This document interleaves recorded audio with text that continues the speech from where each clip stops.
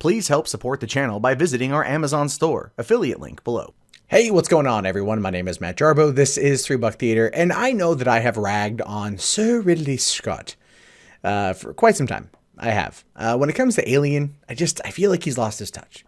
You know what I mean? I feel like he lost his touch, and then I saw Blade Runner 2049, and I loved that movie. I loved everything about it, and I felt, man, it's so good to see Ridley Scott take the back seat on something like this, because I felt that the director, whose name I cannot pronounce, I'm not even going to try. Is it Denis Villeneuve? Is that it? Did I say it correct? If I mispronounced it, I'm sure someone will let me know in the comments. But I'm glad Ridley Scott wasn't involved. And then, of course, you know, you find out that he was on set quite often, to the point of where the director actually booted him off. He was still pretty actively involved in the filmmaking process, and he was heavily involved in the script writing process.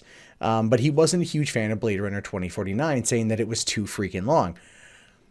I'm actually going to disagree on that one. I felt that, yes, it came in at a very long length, but I never once felt like I was being fatigued by the movie. It had me from the opening frame to the last. It's one of my top films of the year, and I would love there to go back to that world. I just would really, really love to. Although, you know, $180 million budget or something, or $150 million budget, not going to happen. Now, in an interview, when asked whether or not Ridley Scott would ever do a Star Wars movie. Now, you have to also kind of look at the situation going on with Fox right now.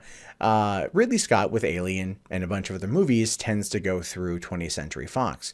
And now that they are in the process of being kind of interloped with Disney, provided the federal government doesn't step in and shut it down, although I don't really see why they would, you know, anything going forward with Alien is going to be through that department. Even though Disney and Bob Iger have come out and said, oh, it's going to be its own separate thing, we all know that that's technically not the case, at least not for long. So what would happen, or at least what do you think Ridley Scott would say if he wanted to do a Star Wars movie? Do you think he would? Well, he doesn't think so. In fact, when asked the question, this is what he says. You've watched other people take over your franchises you've made. How often are you asked to do that? Has Kathleen Kennedy offered you a Star Wars movie? No, I'm too dangerous for that. Why is that? Because I know what I'm doing.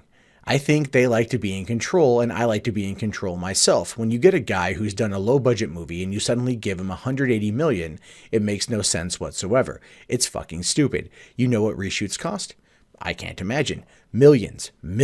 You can get me for my fee, which is heavy, but I'll be under budget and on time. This is where experience does matter. It's as simple as that. It can make you dull as dishwater, but if you're really experienced and know what you're doing, it's fucking essential. Grow into it little by bit.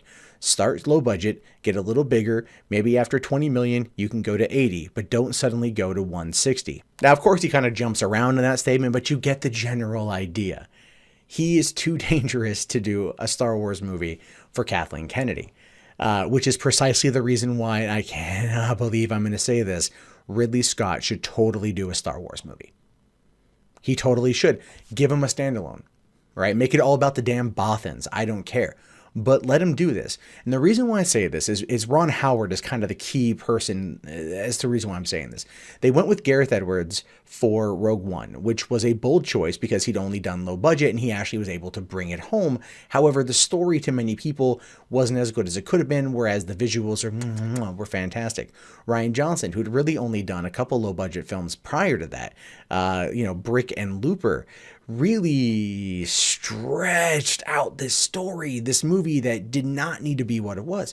It didn't need to be 2.5 hours long. They could have cut out so much and still given it, you know, made it a lot more concise and a lot more tight. Canto Bite will never not be a scene in that movie that will be argued for absolute execution.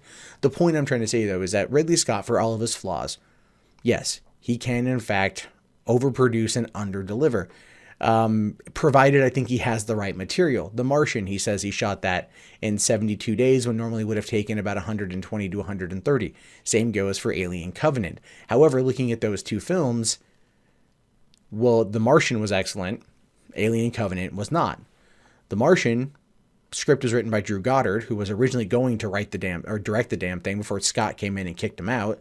But the good script and good performances by Matt Damon very much sold that film. Whereas Alien Covenant, I don't know who the writer was, but he wasn't good. And as a result of that, even with good performances, the movie failed to connect because so much didn't make sense. Now, if he was able to get with a good writer, right? Like you bring in a good writer, like, you know what, bring in Drew Goddard again. Bring in Drew Goddard, have him pen the Obi-Wan Kenobi movie. Oh, have him pen the Obi-Wan Kenobi movie, get Ridley Scott to direct it, bring in Ewan McGregor, make it a Western, make it a violent Western that's PG-13 and able to be marketed to many children, clearly with lots of violence, and then have that be your thing. That would be the most epic Star Wars film ever freaking made. So yes, is Ridley Scott too dangerous for Kathleen Kennedy? Yeah, I agree. She couldn't control him. Right? The problem with Kennedy right now is probably one of the same problems that Kevin Feige has. While he is in fact the architect of the MCU and extremely good at what he does, make no mistake, there's been so many problems with directors coming and going because they don't like that type of management. They want to tell these type of stories. DC has tried doing a filmmaker first approach with Zack Snyder and Patty Jenkins and David Ayer, and it's had its hits and its misses, to be fair. And of course, no overall architect, but you can find a way to make them work together, which is one of the reasons why giving Ridley Scott a standalone film, giving him the Obi-Wan movie, I think would be fantastic. And here's why.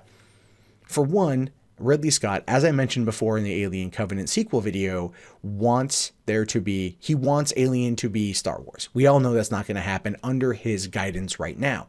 But what if he actually got Star Wars? Right?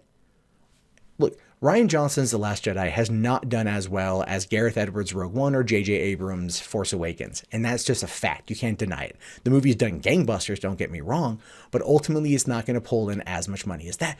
And the Solo movie coming out in May, it may not actually do well at all either. We have no idea yet.